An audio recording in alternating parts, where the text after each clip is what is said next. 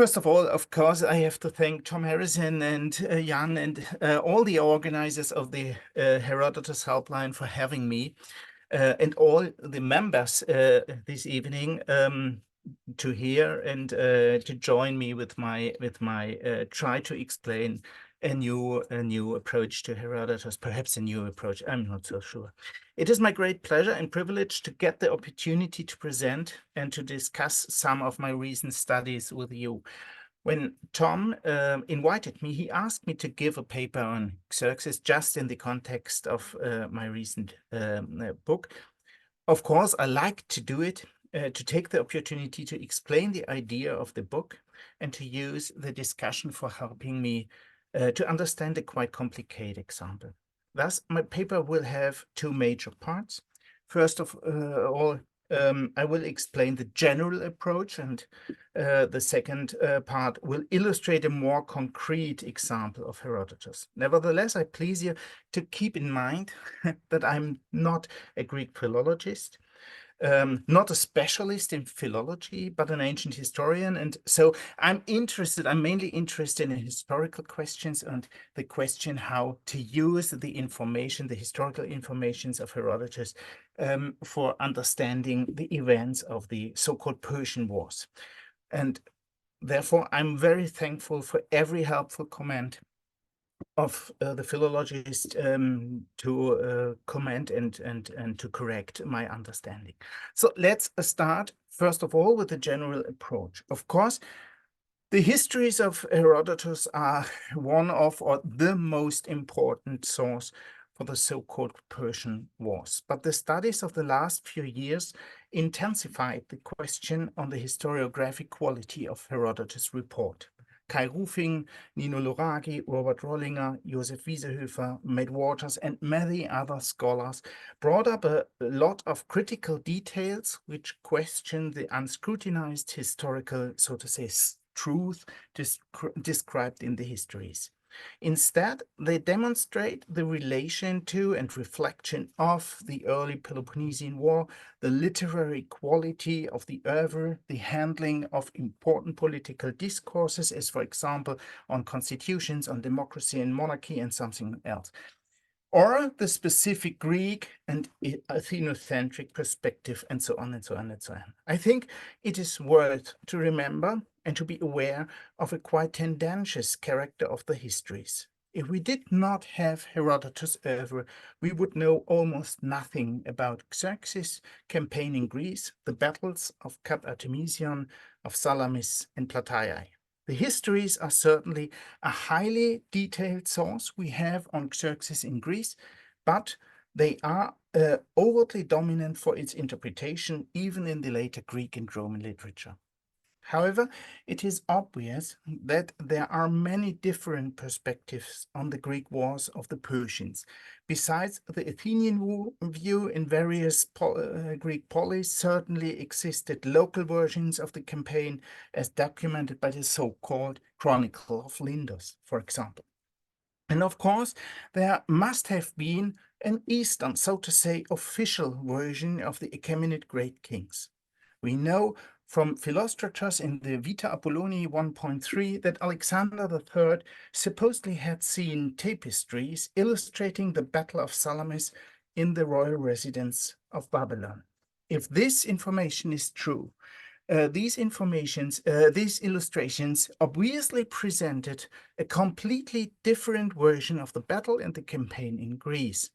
And certainly they did not celebrate the defeat of the great king and his Persian army.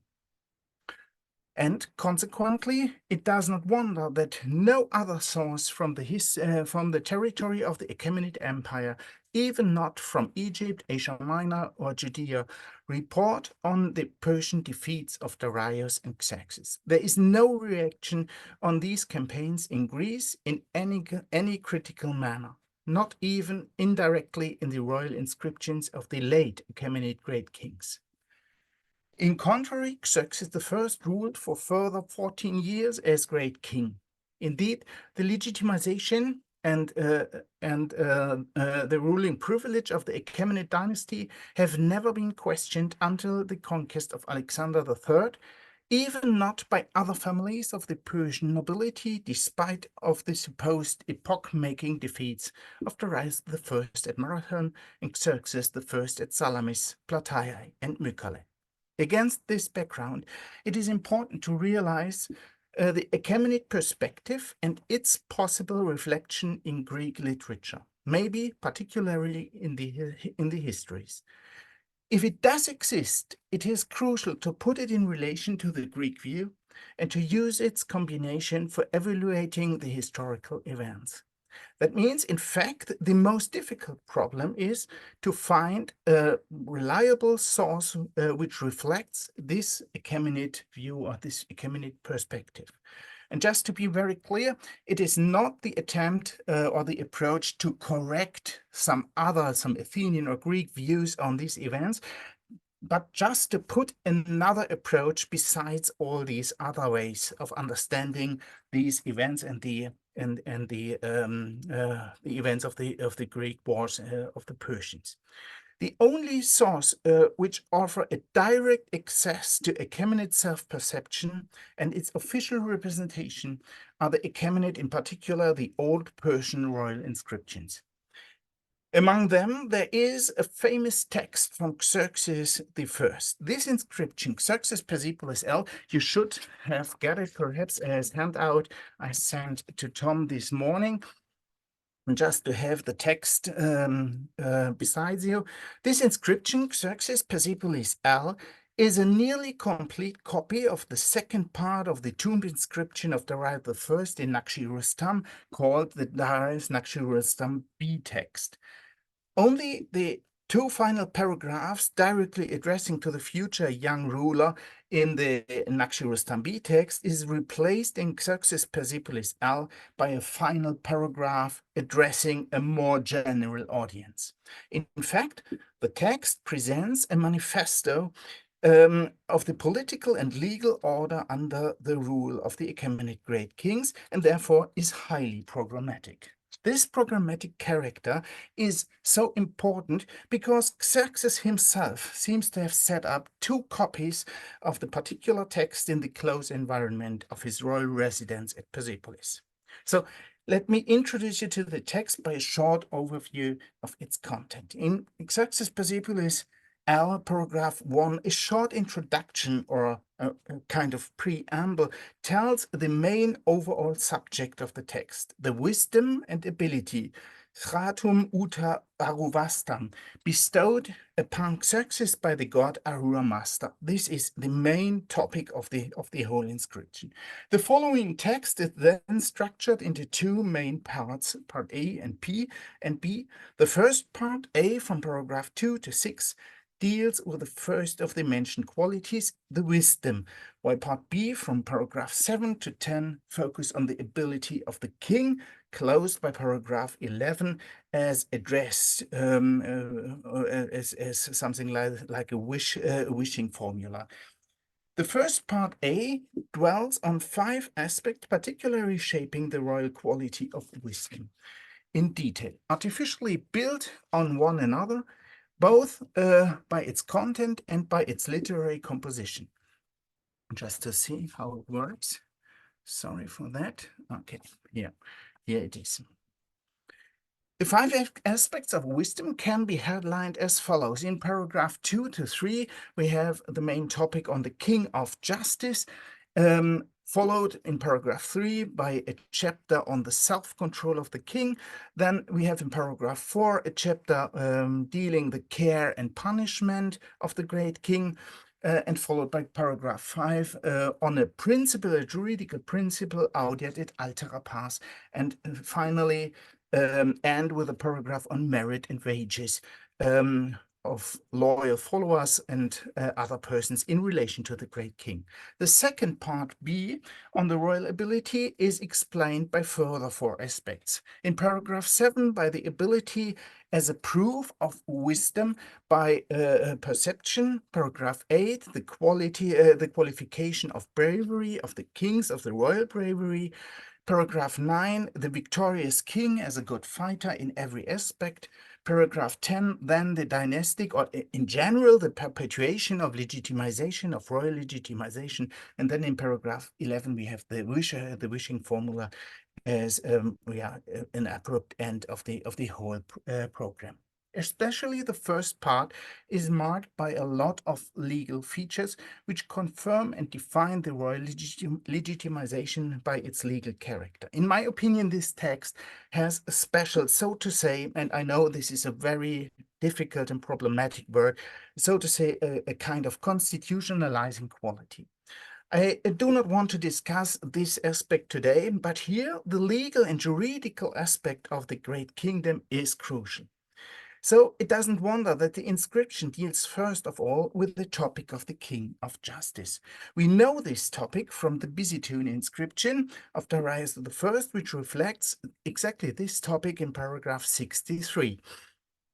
There it says, "For that reason our master brought me aid and the other gods who are, because I was not disloyal, I was no follower of falsehood, I was no evildoer, neither I nor my family, but I acted according to righteousness, neither to the powerless nor to the powerful did I do wrong.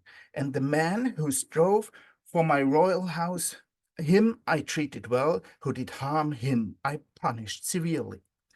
This statement on the King of Justice defines the great king in his position both by human law and by transcendental justice. For the Byzantine inscription, as well as the Xerxes Persepolis Al text, a main aspect is the rightly balanced judgment. Accordingly to the great king is the only authority which guarantees to prevent injustice against both parts, the strong and the weak ones. In juridical terms, Xerxes Persepolis L explains a general principle of appreciation of values which determines the adequacy of reasonableness. This principle is fundamental for the later paragraph Audiat et altera pars, which focus on the balance of judgment and judgments. By the way, the very first proof for this juridical principle, then only known from the Roman law. Xerxes Persepolis L is unique in its regulation of principal tolerance, considerateness, and protection. So it says, "It is not my desire that the weak one might be treated wrongly for the strong one's sake. And that is not my desire that the strong one might be treated wrongly for the weak one's sake." This statement is so remarkable because it exceeded the pure protection of a minority. Instead, it seems to consider the, so to say, it's another problematic word, the, so to say, democratic principle to protect also the matters of the strong in the sense of a more powerful one or a majority.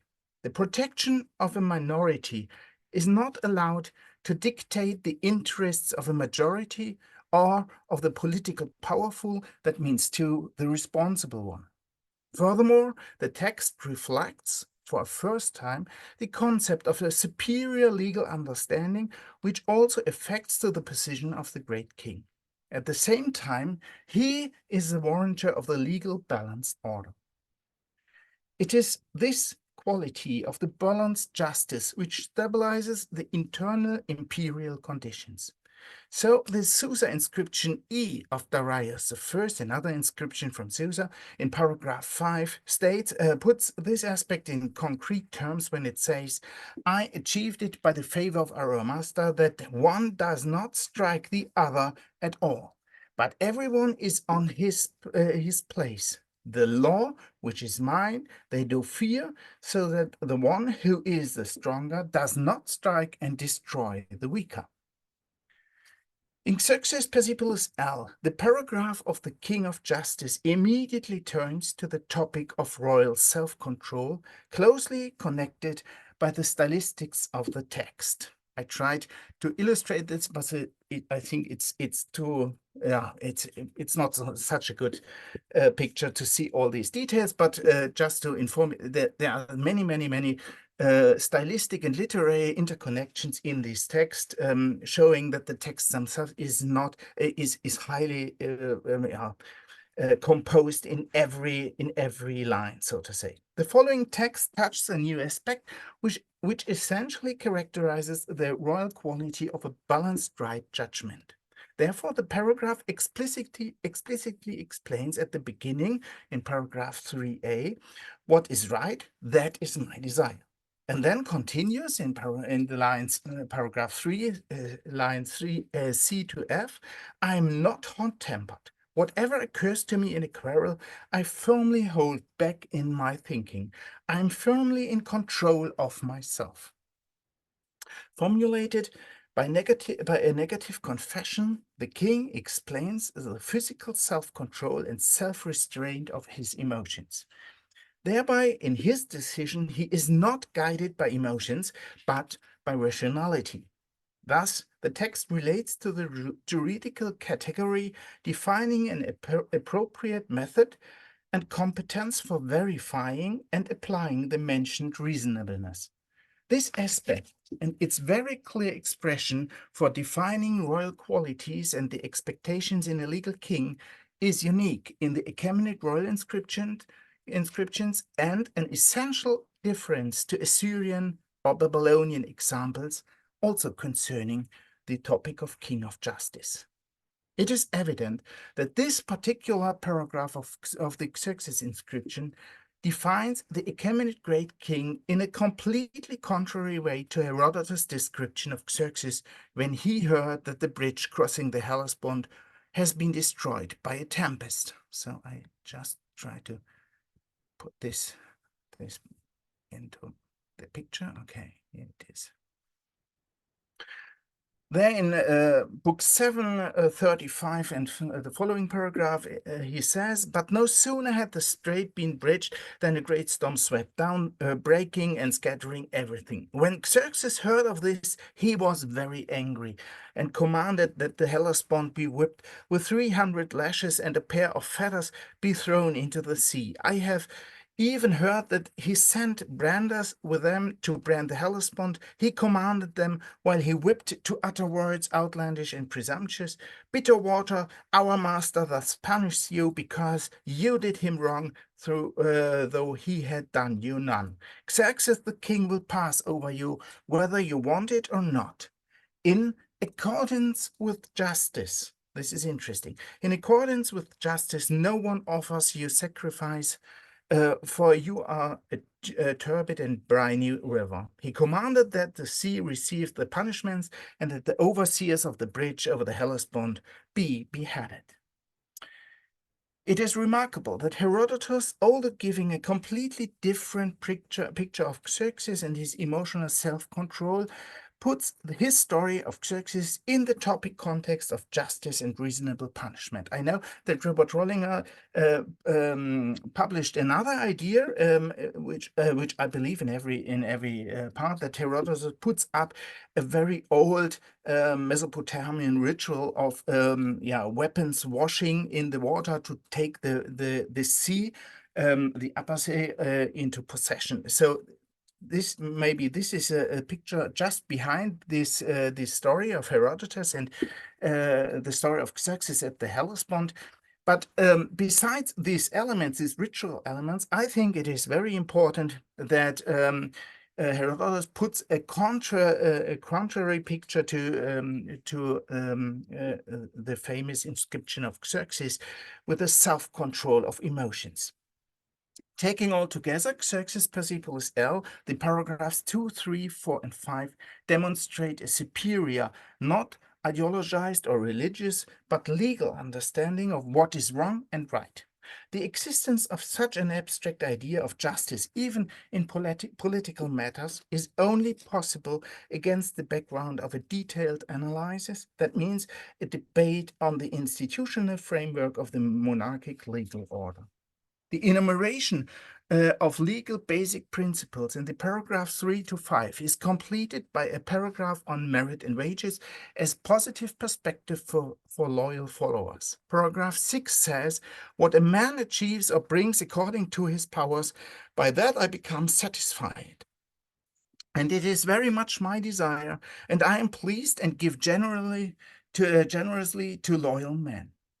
In linguistic parallelism to paragraph 5, this statement formulates under a legal perspective the right behavior expected by the great king.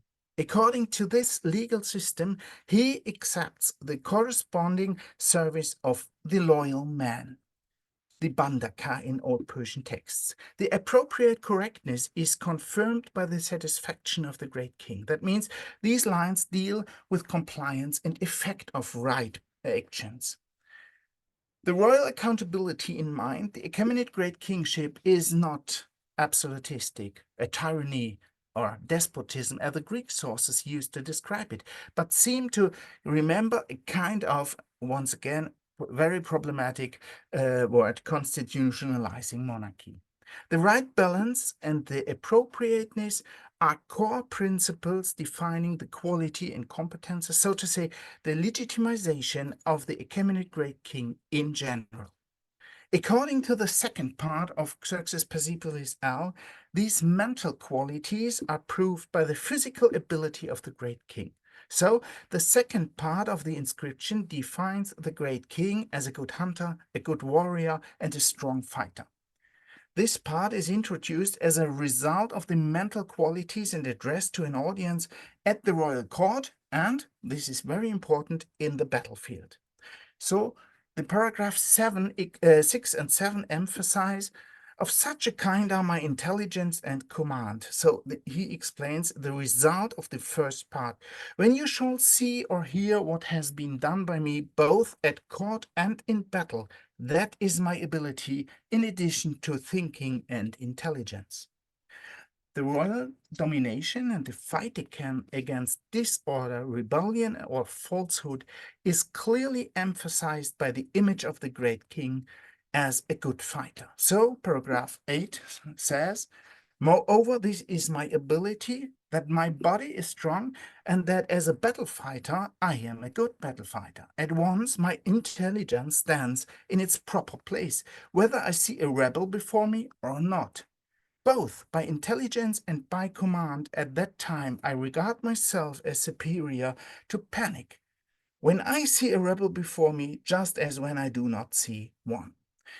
Julian Degen has a brilliant article on the phenomenon of panic in Near Eastern context and the quality of the legal king, that only the legal king was able to be victorious about panic in his own army. So this is also a motive, a topic which comes from older Mesopotamian texts to explain the legitimization of the legal king.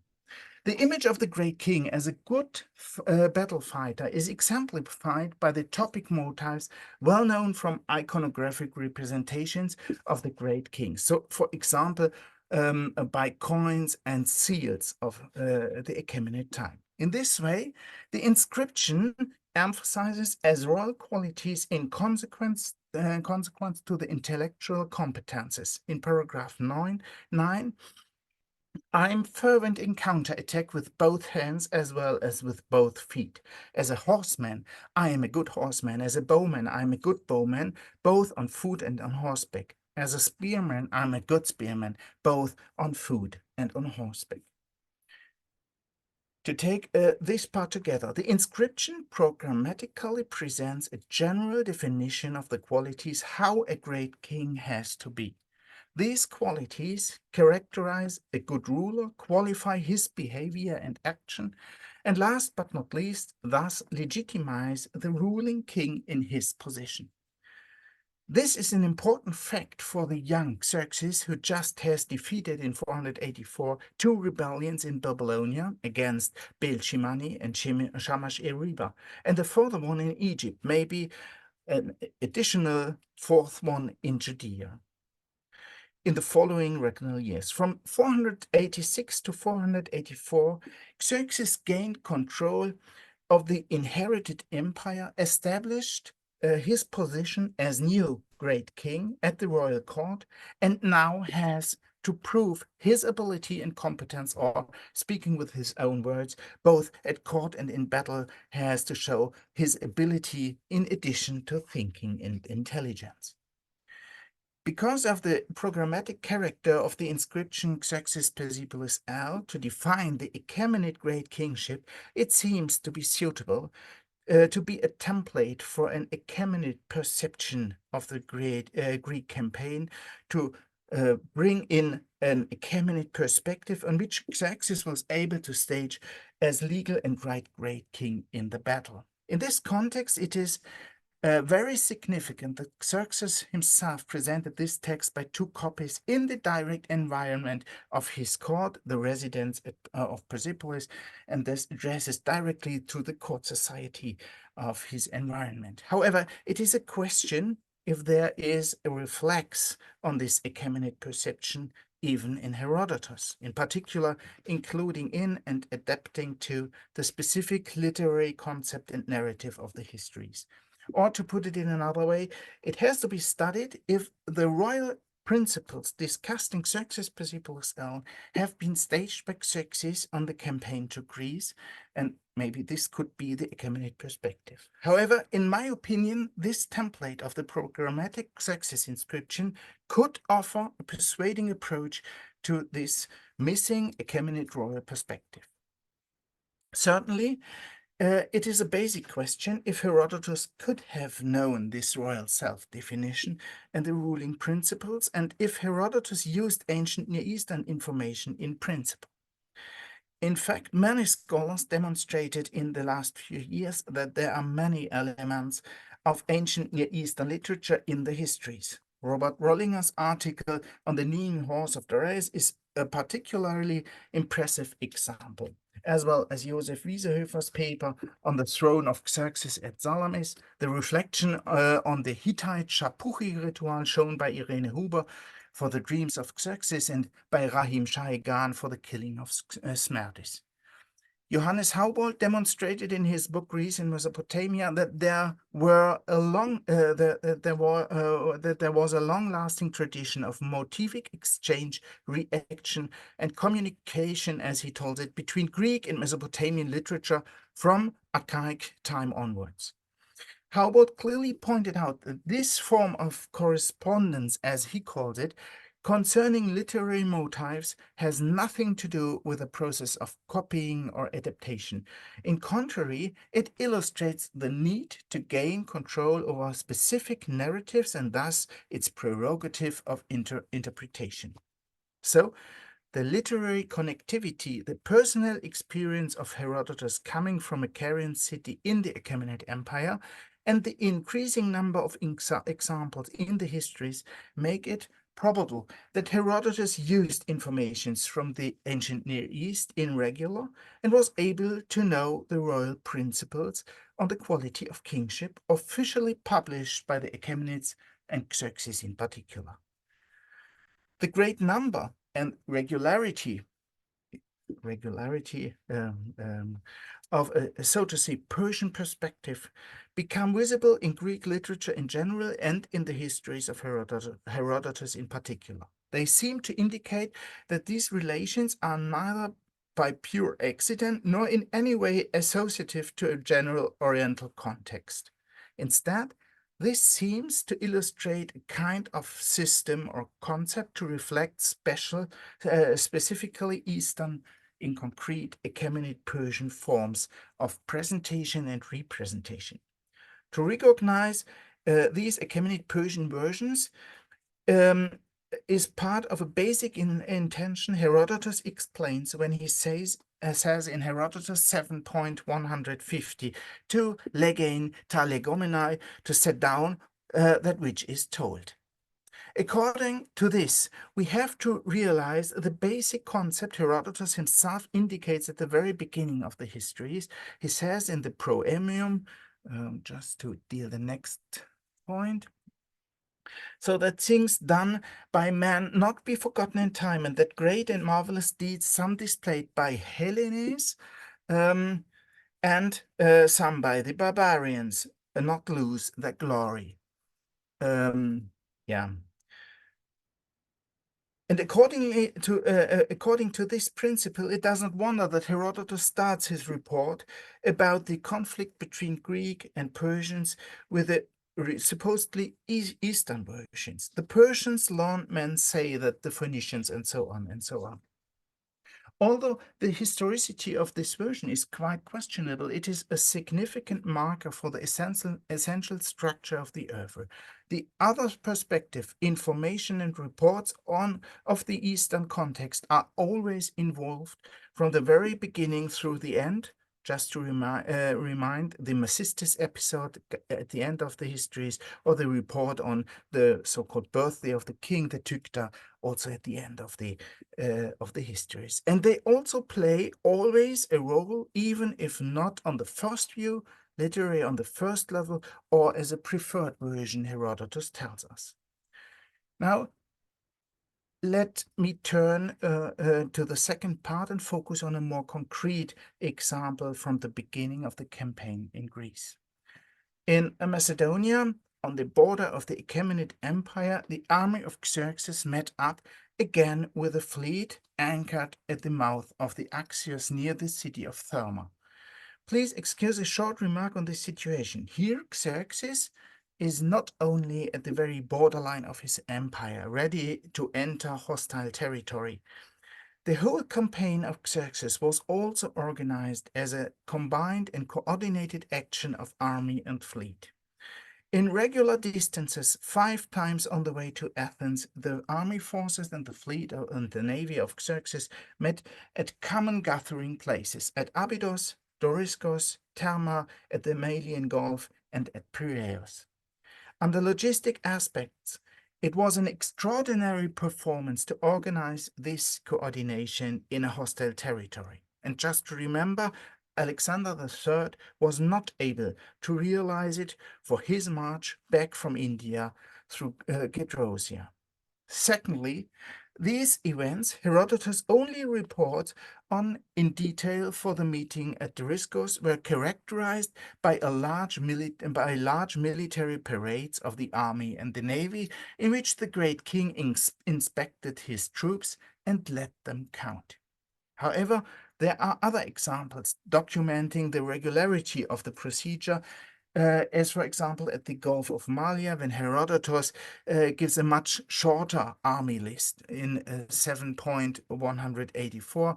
And the following chapters, we can see that. I don't read the whole passage, just to show you that there is another shortened military list besides the famous one. Of course, the large army list with the description of the single ethnic detachments in the context of the military parade at Doriscos in Book 7, 61 to 100 is the most famous and representative example. For the description of the naval inspection, Herodotus tells us in 7.100, just a move at the right point. Here ends what I have said of the fleet, or the navy. When his army had been numbered and marshaled, Xerxes desired to ride through and view it. Then he did it. He did this. As he rode in a chariot past the men of each nation, he questioned them while his scribe wrote it all down, until he had gone from one end to the other of the cavalry and infantry. After he had done this, the ships were drawn down and launched into the sea. Xerxes alighted from his chariot into a Sidonian ship and sat under a golden canopy while he was carried past the prows of the ships, questioning the men in the same way as the army and having the answers written down. The captains put out and anchored in line for 100 ships feet from the shore, with their posts turned landwards and the marines armed for war. Xerxes viewed them by passing between prose and the land. On the one hand, by counting the multi-ethnic army and the fleet and the navy, the Greek staged his royal capacity to put every country on its proper place, as the Achaemenid royal inscriptions usually emphasize, and we had one example at the beginning of the paper.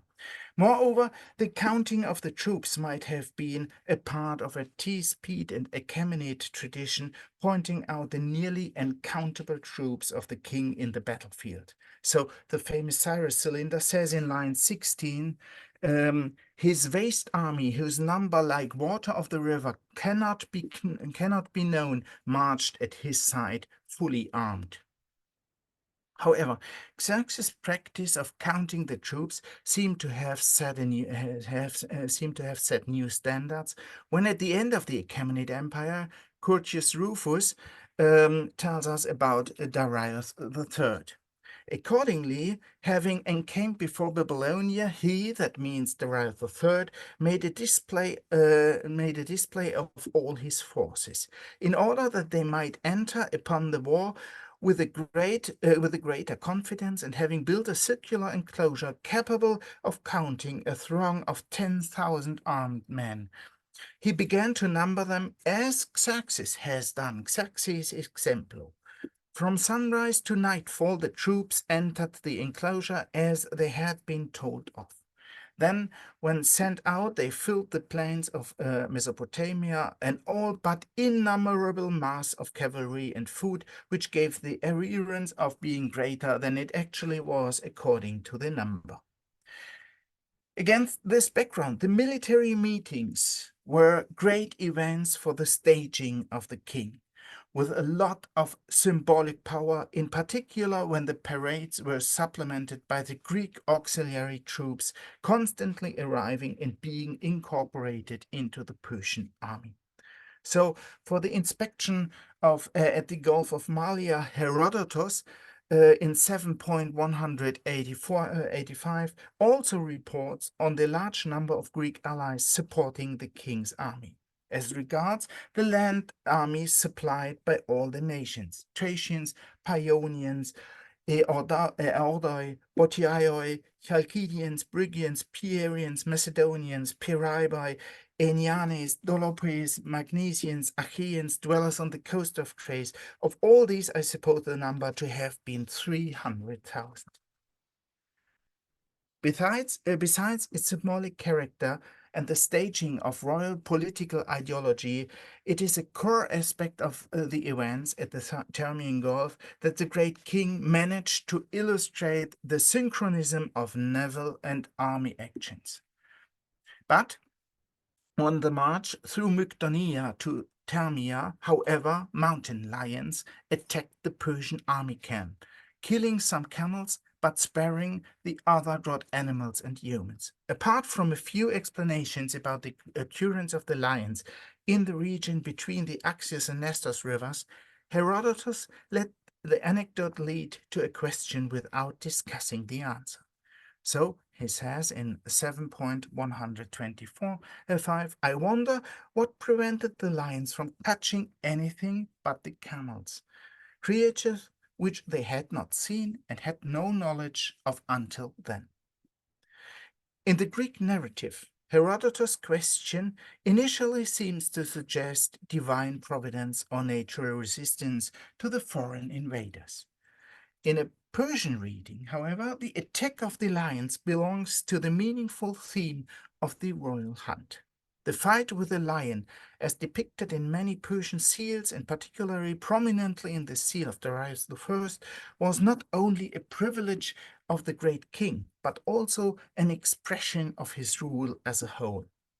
It is probably no coincidence that the so-called Hall of the 100 Columns at Persepolis, whose construction was begun by Xerxes I, also depicts the great king in battle with the lion in huge reliefs on the gate cheeks. The Achaemenid reliefs at the palace, in particular at the stair strings of the Apadana, here in view, show a lion fighting with the bull, usually interpreted as a struggle between the so-called Persian lion and the so-called Babylonian bull. Maybe there could also be seen a connection to the stories Herodotus tells about the wild animals in the Macedonian and Thessalian border zone of the Achaemenid Empire. After the attack of the Macedonian mountain lions, Herodotus tells in 7.126 about wild and dangerous oxen or bulls which lived in the area. So I just try to go to the point. Yeah, I have no slide. It says in these parts there are many lions and wild oxen, whose horns are those very long ones which are brought into Hellas. The meaning of this particular bull episode and the relation to the context of the Persian or Near Eastern symbolic motif is still unclear for me. But Herodotus obviously seems to play with this background when he explicitly cites the motif always in the context of fighting and resistance against the Persians.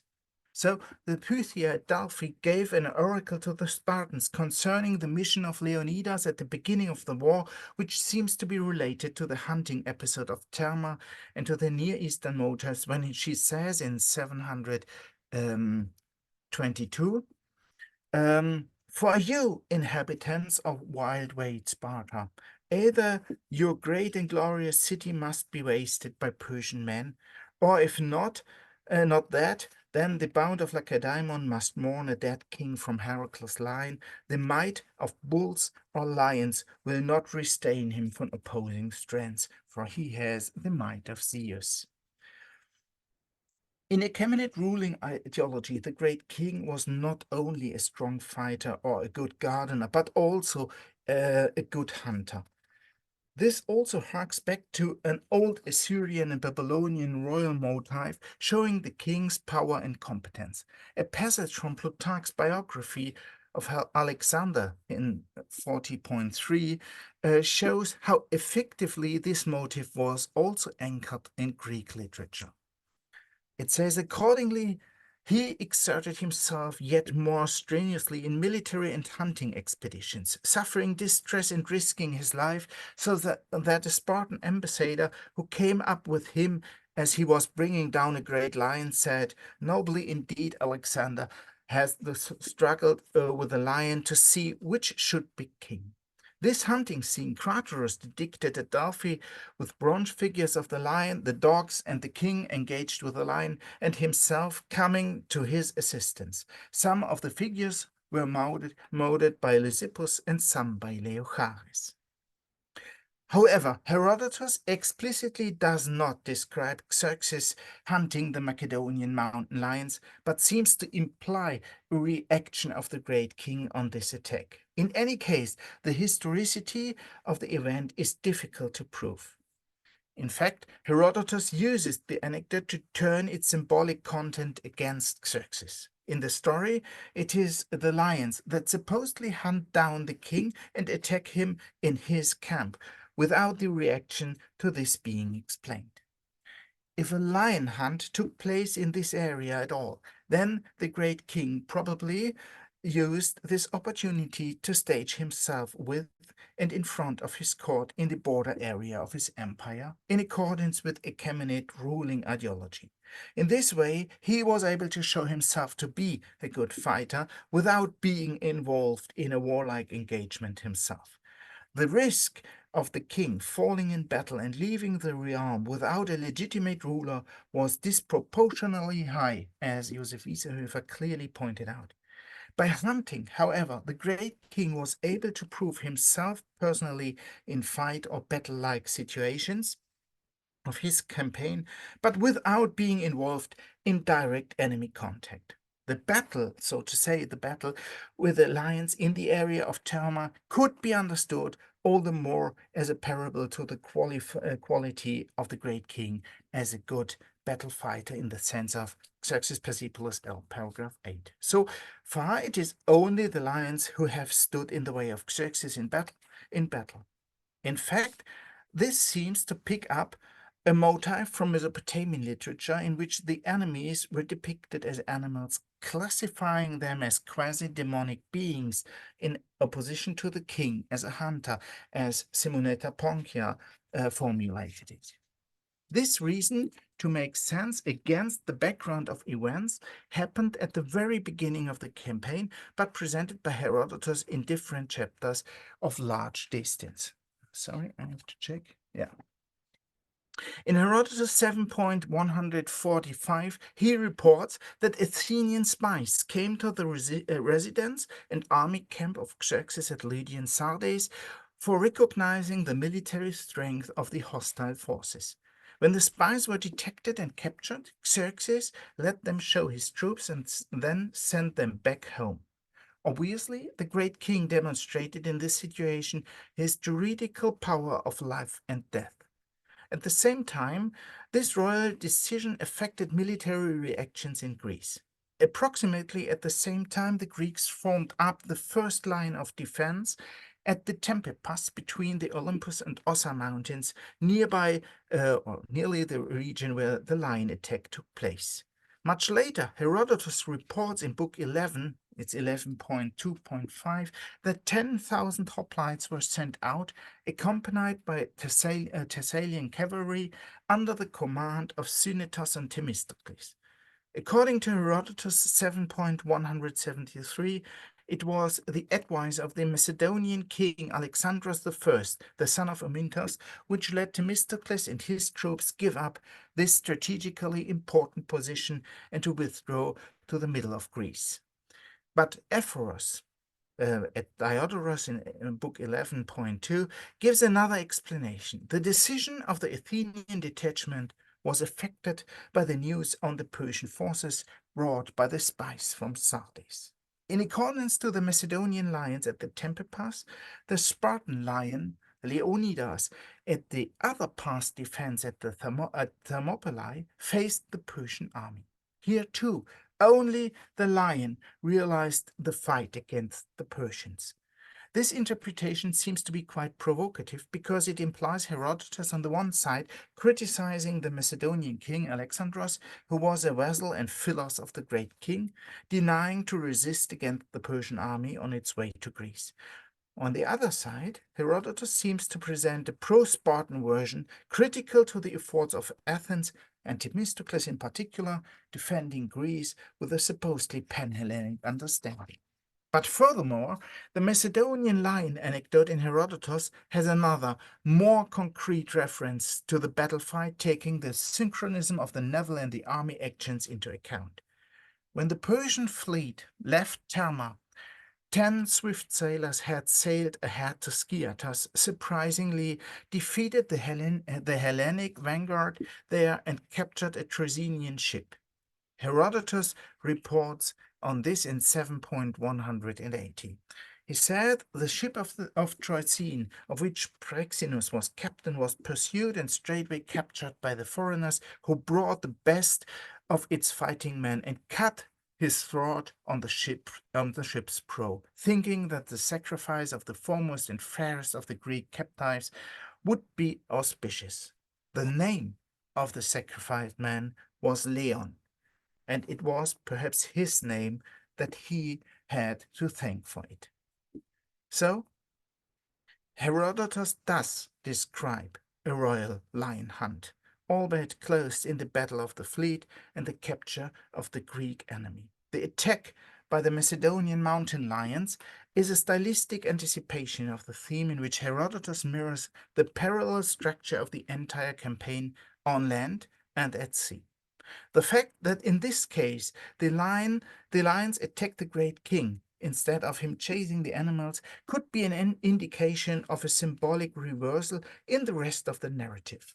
The lion no longer stands as a symbol for the enemy, but it is the enemies with the lion names that make the king a good hunter. In both cases, the battle with the lions on land and the battle with Leon at sea are not only successful for the great king, but impressively illustrate the direct connection between the royal ideal of the good hunter, the battle in war, and the idea of the great king as a good battle fighter, as described in the Achaemenid Manifesto in paragraph 8. In this context, Mary Boyce has pointed out that the brutal sacrifice of Leon can hardly be associated with a Persian custom or something like that, but should rather be understood as a reflex to the Greek sacrifices of Persians for Dionysos Carnivorous at the beginning of the so-called Persian Wars. Angus Bowie has also linked the Leon anecdote with Protesilaus on the Greek level of interpretation and thus placed it in a Homeric motif context. For Xerxes, he comes to the conclusion that, quotation of Bowie, the death of a lion at the very start is a good omen for the Persians, end of quotation. Bowie thus links the Leon anecdote with a lion hunt, without, however, seeing it in an Eastern perspective. Nevertheless, the motif is intensified further on.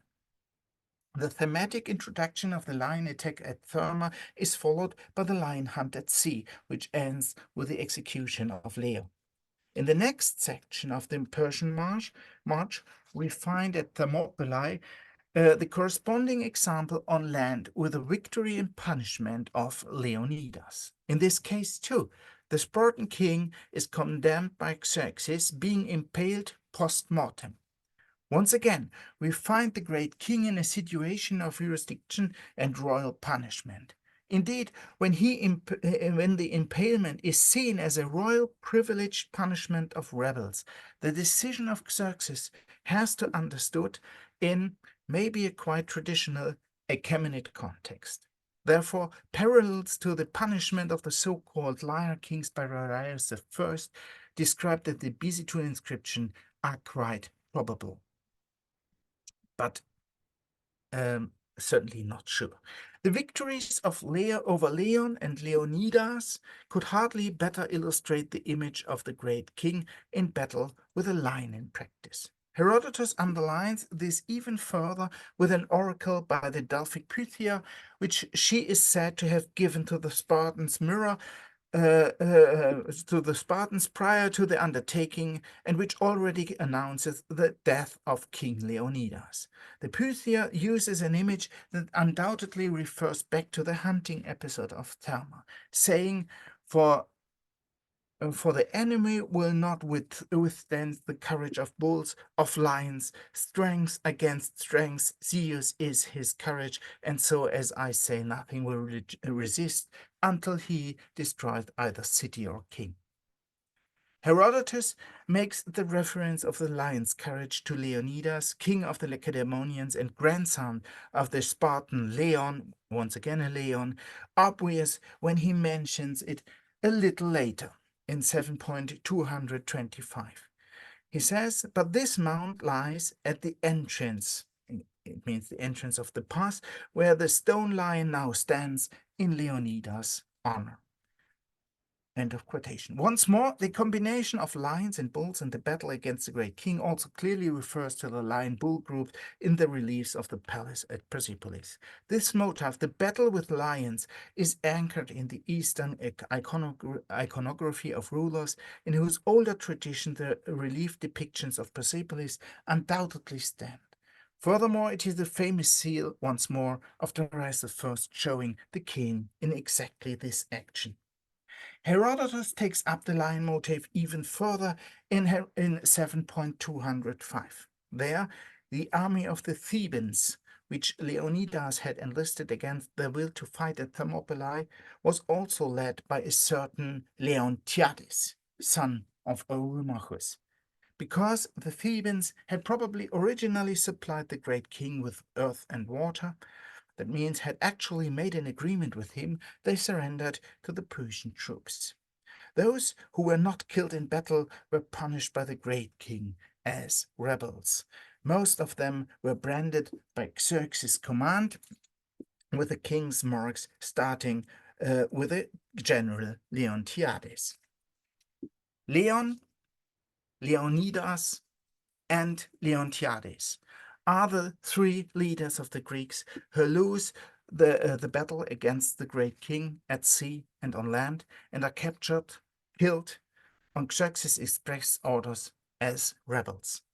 The ostentatious dominance with which the lion motif is constructed for the entire battle complex shows that this is not an accidental reflex, but the intended integration of the Persian perspective in the sense of the premium. Understandably, Herodotus incorporates this reference to Achaemenid perception into his overall narrative and the Greek perspective. The fact is that the victory at Thermopylae and the impalement of Leonidas are a beacon from the great king that heralds the beginning of the actual hostilities in Phocis, Boeotia, and Attica. In this sense, from an Achaemenid perspective, the Thermopylae event is the prelude to the second part of the Great King's Manifesto, which is dedicated to the physical qualities of the ruler. The force of the Persian attack is now directed against those who did not recognize the authority of the great king, even after the explicit demand, and thus rose up against it. The great king's attack on them symbolizes the exuberant retaliatory power of the great king as described in Xerxes Persepolis, paragraph 9. Against this background, the significance of the Persian victories in the battle for the individual cities in Phocis and Boeotia, and even the conquest of Athens, lies on the one hand on a legal level. They are punitive measures for an injustice that violates the law, the old Persian data, and the constituent authority of the great king, and of course, from an Achaemenid perspective. On the other hand, these victories serve as evidence of the legitimacy of the rightful great king, realize the ideals of his physical qualities, and are thus acts of legitimization of Xerxes. But at the end, these results open up more new questions, in particular on the historicity of the described events. Leon and Leontiades are only known by Herodotus. Are they really historical personalities, or have we to consider that they might have been literary constructions of Herodotus taking up a specific motif with core functions in the Achaemenid royal representation? I know this is a dangerous question. Against the background of these stories, it seems comprehensible that the Achaemenid great kings from Xerxes onwards could have interpreted the Greek campaigns as a success, which illustrated the competences and qualities of Xerxes and of the great kingship in general. Just to be clear, I don't think that these campaigns were a success, but from an Achaemenid perspective, they could be told as a great success of the Achaemenid kings. The fact that Leonidas himself becomes a hero in the Greek narrative as a result of his defeat with his Spartan hoplites at Thermopylae does not contradict the message portrayed. On the contrary, it makes the great king exactly what he is in name. Xerxes, the Shayasha, is he who rules over heroes. I thank you for your attention.